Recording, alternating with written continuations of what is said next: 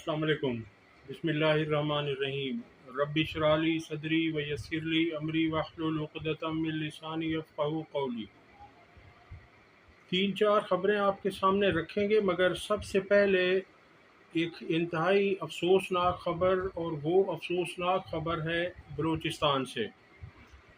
बलूचिस्तान में पंजाब को बलूचिस्तान से मिलाने वाली शाहराह पर गाड़ियों को, खुसूसन मुसाफिर बसों को और ट्रकों को रोका गया, और लोगों के शनाख्ती कार्ड चेक करने के बाद जो लोग उन्हें तसल्ली हुई कि इनका ताल्लुक़ पंजाब से है, उन्हें गाड़ियों से उतारा गया, और गाड़ियों से उतार कर उन्हें निहायत बेदर्दी से गोलियां मारकर शहीद कर दिया गया, और इतलात के मुताबिक 6 को अगवा करके अपने साथ भी ले जाया गया है। ये निहायत अफसोसनाक वाक़या है, ये निहायत काबिल मज़म्मत वाक़या है। इसकी जितनी मज़म्मत की जाए कम है, और मैं उन तमाम लवाहिकीन से इज़हार हमदर्दी और इज़हार अफसोस करता हूँ कि अल्लाह ताला उनके ख़ानदानों को सब्र जमील अता फ़रमाए और शुहदा को जन्नतुल फिरदौस में जगह अता फ़रमाए। देखिए, किसी भी शख्स का कत्ल, और ख़ास तौर से मासूम, बेगुनाह और निहत्ते अफराद का कत्ल नाकाबिल माफ़ी है। उन अफराद का क्या जुर्म था जिन्हें दहशतगर्दों ने गाड़ियों से उतार कर चुन चुन कर कत्ल किया।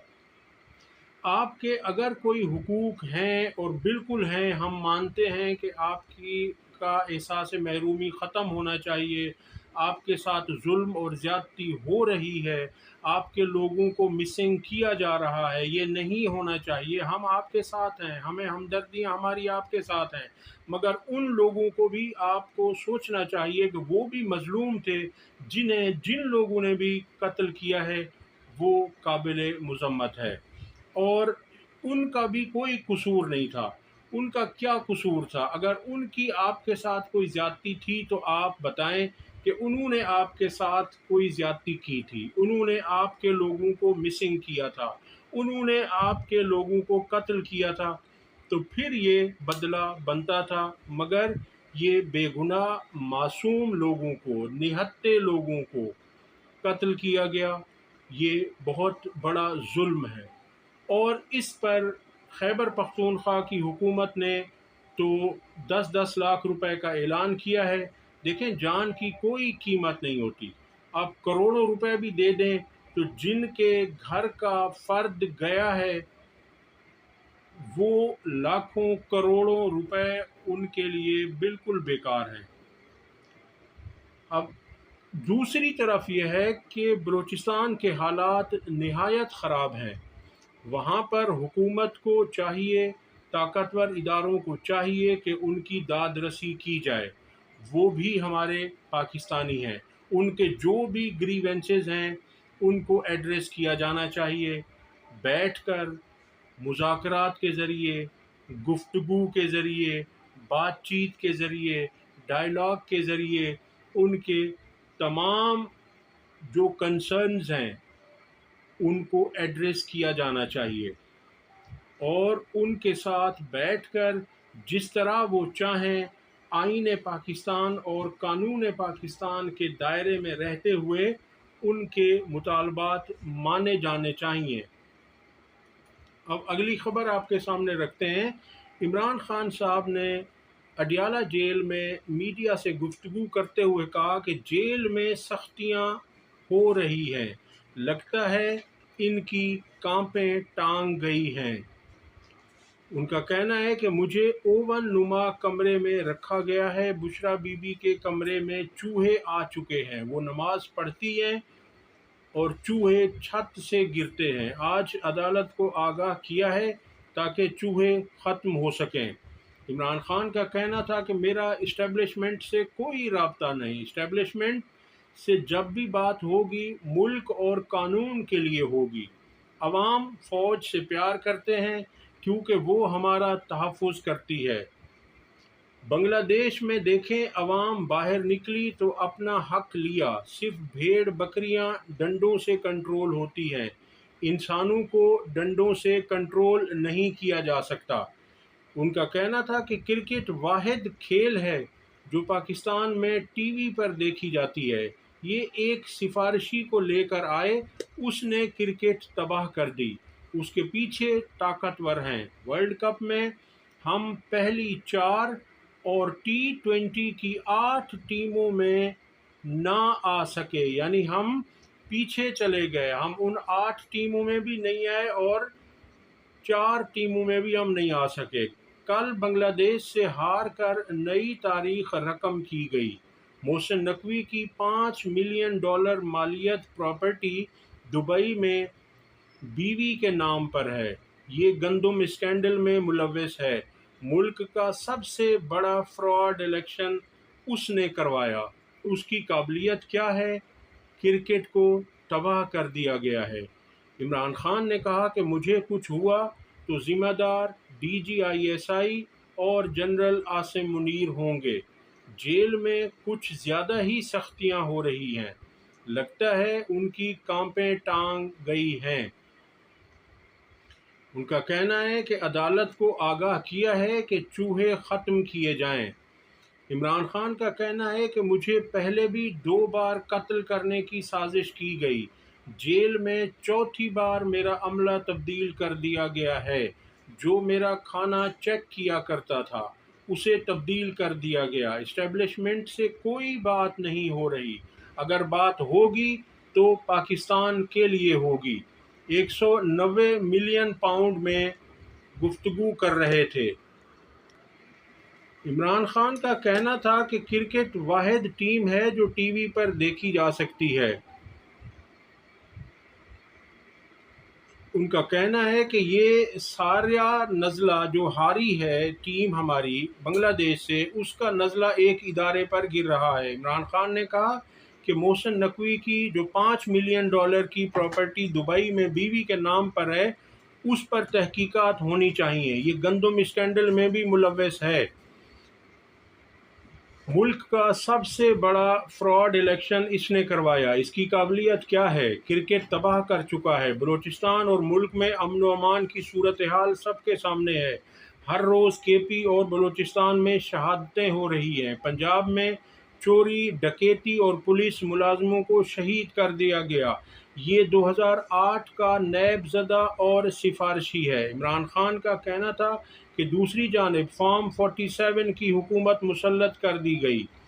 اس کا نزلہ بھی ایک خاص ادارے پر گر رہا ہے۔ یہ اصلاحات نہیں کر سکے، نہ خرچ کم کر سکے ہیں، نہ آمدن انہوں نے بڑھائی ہے۔ یہ کام مینڈیٹ والی حکومت کر سکتی ہے جو ان کے پاس نہیں ہے۔ ان سب کے پیسے اور پراپرٹیز باہر ہیں۔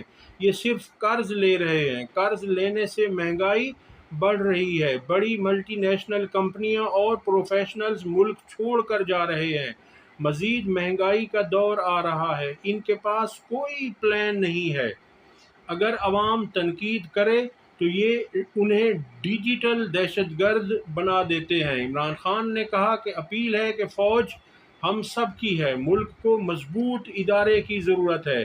یہ جو کر رہے ہیں یہ خودکشی ہے۔ مجھے ملک کی فکر ہے۔ میرا مرنا جینا پاکستان میں ہے۔ میرا ملک سے باہر کوئی پیسہ نہیں۔ میں زرداری نواز کی طرح ڈیل نہیں کر سکتا۔ شوکت خانم کے CEO نے بتایا کہ پروفیشنلز کے باہر جانے سے ادارہ چلانے میں مشکلات پیش آ رہی ہیں۔ صحافی نے سوال کیا کہ ملک میں حالات خراب ہیں، آپ لیڈرشپ کا مظاہرہ کریں، قومی مفاہمت کریں، وہ آپ کو اور آپ ان کو معاف کر دیں۔ اس پر عمران خان نے جواب دیا۔ ان کا کہنا تھا کہ آپ ان کو معاف کریں۔ عمران خان نے جواب میں کہا کہ جیسے اسرائیل فلسطین کو کہہ رہا ہے کہ ماضی میں جو کچھ بھی ہوا اسے بھول جائیں اور آپ آگے بڑھیں، آپ بھی اسی طرح کہہ رہے ہیں کہ جو فراڈ الیکشن ہوا اسے ہم بھول جائیں۔ امن انصاف سے آتا ہے۔ مشرقی پاکستان والے انصاف مانگ رہے تھے، ہمارے خلاف وہ نہیں تھے۔ آپ جس قومی مفاہمت کی بات کر رہے ہیں اس سے قبل انصاف تو کریں۔ صرف بھیڑ بکریاں ڈنڈوں سے کنٹرول ہوتی ہیں، انسان ایسے کنٹرول نہیں ہوتے۔ بنگلہ دیش میں کیا ہوا؟ آرمی چیف، چیف جسٹس اور پولیس چیف سب کے سب وزیر اعظم شیخ حسینہ کے لگائے ہوئے تھے اور ان کے معتمد خاص تھے، ان کے وفادار تھے۔ جب عوام نکلی تو عوام نے اپنا حق لے لیا۔ یورپ کو دیکھیں، اس نے کتنے فوجی آپریشن کیے۔ صحافی نے پھر سوال کیا کہ اطلاعات ہیں کہ محسن نقوی کے وزیر اعلیٰ کے پی سے رابطے کے بعد اعظم سواتی کی آپ سے ملاقات کروائی گئی اور آپ نے جلسہ ملتوی کر دیا، لیکن اسی محسن نقوی پر آپ کڑی تنقید کرتے ہیں، جس پر عمران خان نے کہا کہ یہ ساری حکومت جھوٹ پر چل رہی ہے، میں تو ان کی خبر تک نہیں پڑھتا، میرا اسٹیبلشمنٹ سے کسی قسم کا رابطہ نہیں، اگر بات ہوگی تو صرف ملک اور آئین کے لیے ہوگی، مجھے جس سیل میں رکھا گیا ہے وہ اوون کی طرح گرم ہے، اس لیے پسینہ آتا ہے، اس کے باوجود میں کوئی ریلیف نہیں چاہتا۔ صحافی نے سوال کیا کہ آپ بار بار سپہ سالار پر الزام لگاتے ہیں، وہ آپ کو کیوں ماریں گے؟ ان کی آپ سے کیا ذاتی دشمنی ہے؟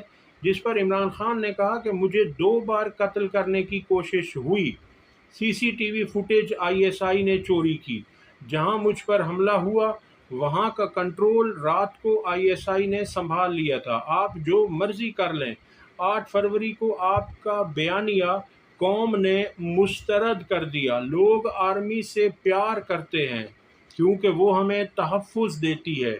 8 فروری کے الیکشن میں فالس فلیگ آپریشن ہوا، اس آپریشن میں ہم پر تشدد کیا گیا، ہماری پارٹی پر پابندی لگائی گئی، جیل میں آج کل زیادہ ہی سختیاں ہو رہی ہیں، مطلب ان کی ٹانگیں کانپ رہی ہیں۔ عمران خان نے کہا کہ میرے ساتھ تعینات عملے کو 4تھی مرتبہ تبدیل کر دیا گیا، یہ مجھے فراہم کیے جانے والے کھانے کو چیک کرتے تھے کہ اس میں زہر تو نہیں ملا، یہ سب آئی ایس آئی کنٹرول کرتی ہے۔ دوبارہ کہہ رہا ہوں، مجھے کچھ ہوا تو آرمی چیف اور D G I S I ذمہ دار ہوں گے۔ صحافی نے سوال کیا کہ بشریٰ بی بی نے جج صاحب سے کیا شکایت کی، جس پر عمران خان نے کہا کہ بشریٰ کے کمرے میں چوہے ہیں، جب نماز پڑھتی ہیں تو چوہے چھت سے گرتے ہیں، 3 مہینے سے چوہوں کے بارے میں شکایات کر رہے ہیں، اب عدالت کو آگاہ کیا ہے۔ صحافی نے سوال کیا